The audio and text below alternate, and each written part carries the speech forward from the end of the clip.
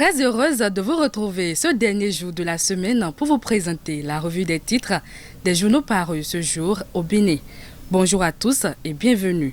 Voici les titres qui font la une de la presse nationale ce vendredi 10 octobre 2025, au lendemain de l'investiture du duo de la mouvance présidentielle pour 2026 au Bénin.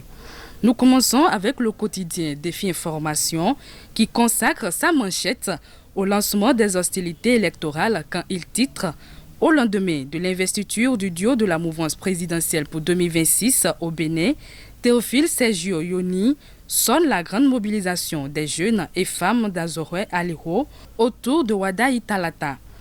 Toujours la victoire écrasante et sans anicroche du duo Wada Italata, un citoyen de Diakotomé s'est adressé à Daniel Eda afin qu'il renonce à sa candidature et le journal écrit.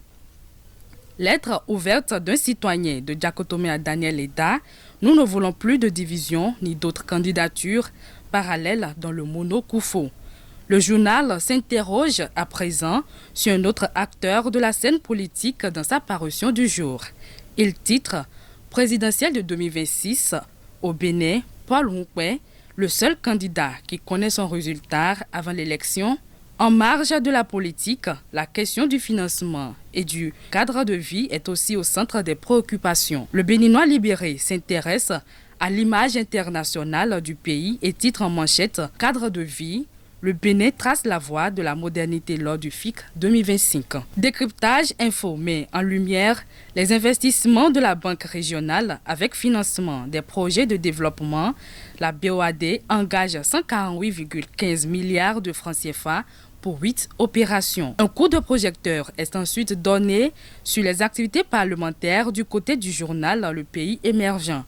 13e conférence annuelle des présidents des parlements nationaux et régionaux africains, le président de l'Assemblée nationale, Louis Vlavo, nous porte la voie de l'intégration sous-régionale à Midran en Afrique du Sud. Revenons à l'actualité politique et électorale avec le journal d'Abarou qui se penche sur la désignation des candidats au LD. Probable imposition d'un candidat inconnu de la scène politique au LD, Yahi doit tirer leçon de 2016 et laisser le comité faire son boulot. Le soutien à la candidature de Wadaï est mis en exergue par la Guérite. Et titre « Caution pour la candidature à la présidentielle de 2026 ».